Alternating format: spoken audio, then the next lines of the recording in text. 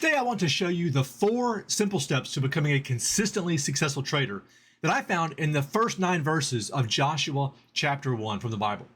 As we read this, we're going to see God's promises, God's plan, God's prompting, and God's process for the children of Israel to become a successful and prosperous people. And you can use these same steps in your trading. So here we go. Joshua chapter 1, verses 1 through 9. After the death of Moses, the Lord's servant, the Lord spoke to Joshua, son of Nun, Moses' assistant. Moses had gone up on the mountain and had died there. Moses, my servant, is dead. Now God tells Joshua this because it's possible that Joshua didn't know specifically that Moses was dead. He knew that Moses was going to die on top of the mountain. But anyway, Moses, my servant, is dead. Now you and all the people prepare to cross over the Jordan to the land I am giving to the Israelites. I have given you every place where the sole of your foot treads, just as I promised Moses. Your territory will be from the wilderness and Lebanon to the great river, the Euphrates River, all the land of the Hittites, and west to the Mediterranean Sea. So he's telling them the boundaries of their inheritance. He'd given this to Abraham a while ago. No one will be able to stand against you as long as you live. That's an amazing promise right there. I will be with you, just as I was with Moses. I will not leave you nor abandon you. Another word for that we've heard is I will neither leave you nor forsake you. Verse 6, be strong and courageous. I love this. He says it several times. For you will distribute the land I swore to their fathers to give them as an inheritance. Above all, be strong and very courageous, the second time he's saying this, to observe carefully the whole instructions my servant Moses commanded you. Do not turn from it to the right or to the left, so that you will have success wherever you go. This book of the law will not depart from your mouth. This is a famous verse here. You're probably familiar with it. This book of the law will not depart from your mouth, but you will meditate on it day and night, so that you may carefully observe everything written in it. For then you will prosper and succeed in whatever you do. Haven't I commanded you? Be strong and courageous. Do not be afraid or discouraged, for the Lord your God is with you wherever you go. And this particular is the Christian Standard Bible. Also got references in there for the New King James. So the first thing I want us to notice is God's promises. And see not only how many are in there, but notice that he repeats them. We should always take special notice anytime God repeats himself. So promise number 1, every place where the sole of your foot will tread, I have given to you. That is an amazing, we could stop right there and be done, right? No matter where you go, there's home, right? You haven't had a home ever, right? This people was created in Israel, in Egypt. 70 people went down, several million came back out. They never had a homeland of their own, but God had promised Abraham their home. So now they get there. It's like everywhere you go, that's your promise. That's the land. That's your new home. Promise number 2, no man shall be able to stand before you all the days of your life. Can you imagine how much of a weight that must have taken if Joshua, if he had fully believed it? Can you imagine what kind of a weight that would have taken off his shoulders? Number 3, I will not leave you or forsake you. That word forsake means leave you alone. I'm not going to leave you, and I'm not going to let you be doing this by yourself. He repeats that specific phrase twice. He, at the end, says, I will be with you wherever you go, which is another version of this. So one could argue he says this 3 times. He, God. Promise number 4. You will make your way prosperous, and then you will have good success. He says that twice. So he gives him these promises, and a couple of them he repeats, and one of them he repeats twice. So now as we look back at these in the historical setting, I want you to think about how they apply to your trading. Look at that first promise there. God says that he is giving them the land. He's talking to Joshua and telling Joshua to tell the people of Israel that this promise that he made to their ancestors, including Abraham, is coming to pass right now. This land was already theirs. It was as if they had already been given legal titles to it. All they had to do was stand up and start walking. I love the way that the New King James puts this. He says, now arise and cross the Jordan. Just that simple. In other words, all they had to do was step out in faith, resting and relying on the promises and the faithfulness of God to fulfill that promise. So then promise number 2 is that no one can stand against them. So all the days of Joshua's life, no one will be able to stand against them. How? Why? How is that going to be accomplished? Because remember, Joshua is thinking about a lot of this in a military standpoint. So how is this going to be accomplished? Well, look at promise number 3, the best of all of the promises.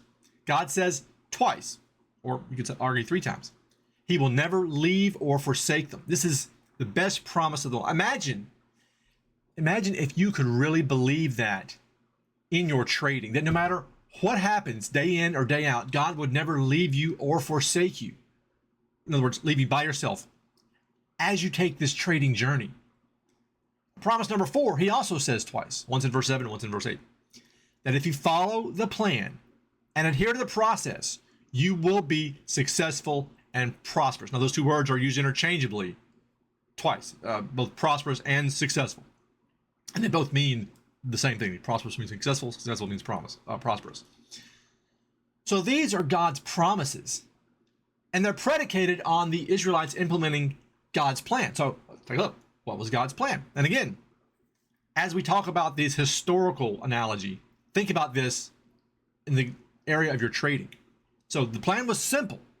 Arise and cross the Jordan. That's how we put it in the New King James. Here in the Christian Standard Bible, it says, prepare to cross the Jordan. Just go. That's it. You can always tell a God plan from a human plan. You can always tell the difference there by the simplicity. All they had to do to access the promises was get up and go. Essentially, step out in faith. But, you know, it doesn't look like it would have taken too much faith here. They already, near the ending, spoiler alert, God says, no one can stand against you. Everywhere you go is home. Get up and go. I mean, God already gave them the ending before they even started. They already knew that this same God, who had been with them day and night for their entire lives as a cloud-driven day and a pillar of fire by night, he was going to go with them. He had already declared victory. There's that. I love that expression, especially in our trading. Declare victory and go home. I forget who began this, but basically that's what God's saying. Declare victory and go home. I am declaring the victory. Now you go home. All they do is get going. It was as if God has been saying, you've been preparing for this your entire lives. And they had, right? So their parents' generation had died off. As a matter of fact, their parents' generation had to die off in order to be allowed into the promised land in the first place. So they've been hearing from their parents, the oral tradition, the oral history, that this is what's going to happen. We're preparing you for this. They've been waiting for this moment their entire lives, and the time was finally here. God is saying the time is now. Arise and go. By the way, I just want to make one small point here about your trade plans specifically. The best plans are the simplest ones. Look at God's plan for the Israelite. Just start walking. And every step they took expanded their territory. So simplify. Don't let our human need to complicate things muddy up what God has already made simple. So that was God's plan. Get up and go. Now let's look at God's prompting. And again, think about this in relation to your trading. God knew their hearts, especially Joshua's. Joshua had been a second in command / apprentice his entire life. Now, he was being forced to be someone new. We talk about be, do, have. It's everywhere. People want to have more, and sometimes we're willing to do more, but ultimately, all of that is dependent on us being more, being different, being someone new. We are daily supposed to be renewing our minds. So not only does Joshua now have to take on the role of leader, that Moses, I mean, his entire life, Moses had been the leader. But he's also the one that is talking to God face to face. This chapter starts with, the Lord spoke to Joshua. I don't know if it's ever happened before in Joshua's life, if the Lord had spoken directly to him. Prior to this, God spoke to Moses. Now God's speaking to Joshua. And it's fallen on him to lead the people. I'm sure Joshua was probably scared out of his mind from time to time, or at least harbored doubts about his ability to do this. That's why God told him twice that he would be there. It's probably why he told Joshua 3 times, be strong and courageous. I can't recall any other instance in the Bible where God says the same thing 3 times in the span of a single conversation. It's interesting that the second time God tells Joshua to be strong and courageous, he's actually telling him to be strong and very courageous. In this, he's not referring to Joshua's role as leader or as military commander. That kind of makes sense. God telling him to be very courageous in observing and doing all the law that Moses had commanded. I find it fascinating that God added very to the courageous in this regard, the spiritual aspect. Why would we need more courage to stick to what we know? Why is courage something necessary in observing the law? In other words, in following God's will. Is it because following God's will requires faith, and that requires courage? I suppose in the same way, we need to be very courageous as traders in following God's will for our trading. Though I hesitate to equate a trade plan with God's word.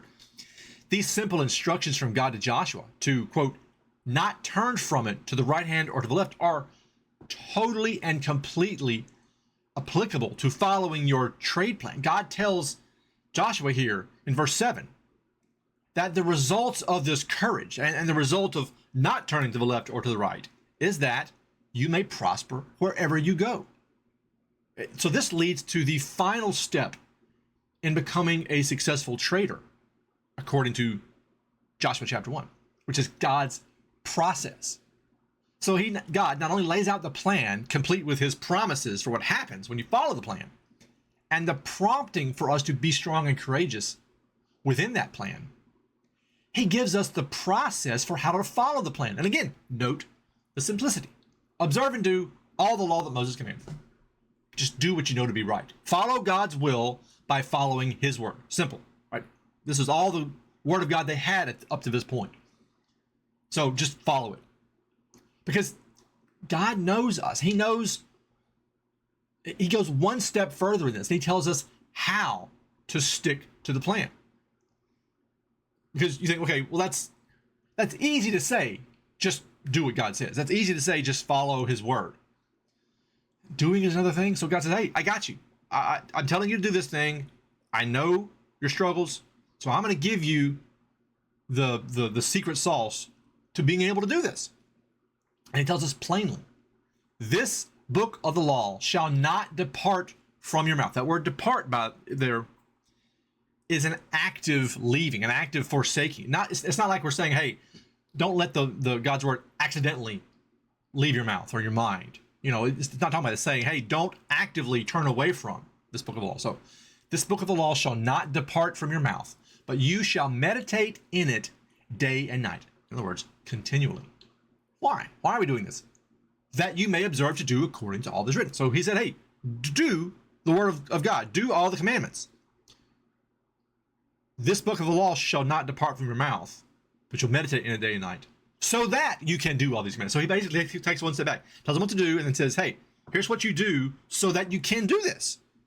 Just meditate on God's word day and night, and you will be able to follow his commandments. So the process for sticking to the plan is to do what we know is right. And the plan for sticking to the process is to meditate on God's word day and night. In other words, again, continually. So God says, observe and do everything that I tell you. And by the way, you'll find the ability and the power to do that if you meditate on it day and night. And if you do these two things, you will prosper and have good success. So he finishes up by telling Joshua a third time to be strong and courageous. Do not be afraid nor dismayed, for the Lord your God is with you wherever you go. I'm sure as someone stepping into Moses' shoes, that was the most comforting of everything that God said. So God's saying not only, here's what to do, and here's how to do it, and here's the result of doing it, but I will be with you while you're doing that. Ultimately, our power to follow God's will doesn't come from with our own strength. It doesn't come from within and our own ability to study the word and follow it. The power to follow God's will comes from God himself. The question is then, how do we connect these two ideas? How does following God's word lead us to being a better trader? The entire concept of following the law and entirely and accurately, not deviating from it to the right or the left, is the way to be a consistent, successful trader. There's a quote that says, I can't find the author of this quote, but there's a quote that says, how you do anything is how you do everything. The biblical version of that I have found I believe is he who is faithful in little will be faithful in much. So if we are faithful in following God's word daily by meditating on it and not deviating from it, that turns us into the new person that has the ability to follow a set of instructions consistently, like our trade plan. Our walk as Christians is both a direct reflection of and a direct predictor of how we behave as a trader. If we are consistent in our walk with God, that can have no other result than to lead us to be consistent in every other area of our lives, because our walk with God is paramount. And everything else that we do as Christians flows out of that. So naturally, if we are walking with Jesus daily, that is the power that we need to follow our trade plan consistently. God is saying that adherence to his word and his will is what enables you to have success in every other area of your life, including trading. So the only conclusion I can come to from this is that the best traders in the world will be those who are walking with Jesus daily. I'm sure there will be worldly or secular objections to this or examples that run counter to this. Am I saying that you must be a Christian in order to be a successful trader? No. What I'm saying is that God says that if you meditate on his word day and night, and you are careful to do everything that he has said, then your way will be prosperous. That is a promise from God. I can't help the fact that people will object to this. I didn't write it. It was in my Bible when I woke up this morning. I love that from Myron Golden. But if you think about it from a purely worldly perspective, it makes perfect sense, right? Consistency is the key to success in any endeavor in life. Trading is no different. Any trading book or video or coach will tell you the exact same thing. And developing consistency in any area of your life can only have a positive effect on all the other areas of your life. Now, that doesn't mean that if you are consistently whatever in this area of your life, that you're automatically going to be fully consistent everywhere else, right? You're not going to, if you have developed consistency in your eating habits, that doesn't mean that you're automatically going to be the world's best budget follower. But if you have developed consistency in your eating habits, that's going to have some effect on your ability to follow your budget, because it is turning you into that new person who's developing consistency. Consistency is a skill that is developed daily. And besides that, we're forgetting the most important thing. This is a promise from God. You can't meditate on God's word day and night and not have it affect every other area of your life. It just can't happen. Much like we talked about with the fruit of the Spirit from Trading with Joy. If you start by developing self-control, it can only lead to patience and kindness and goodness and faithfulness and experiencing the full spectrum of God's love, joy, and peace. There's no other way around it for the believer. So in the same way, it's true that those who meditate on God's word day and night, all of the emotions and mistakes and the ways in which we sabotage ourselves as traders, they're rooted in our flesh. And as we die to ourselves daily, as we are crucified with Christ, as Paul puts it, we die to that flesh daily. So the more that we become like Jesus and the less of ourselves that is in control day by day, hour by hour, minute by minute, trade by trade, the fewer trading mistakes that we will make. There's no other way around that. It will take faith and courage and strength, for sure. But those will be a direct outgrowth of meditating on his word day and night. And let us not forget, God tacked on one last amazing promise at the end of this passage. We can worry and be filled with anxiety and doubt and discouragement all we want. But God says, do not be afraid nor dismayed, for the Lord your God is with you wherever you go. So take God's promises, follow his plan, listen to his prompting, and apply his process, and you can't help but become a successful trader.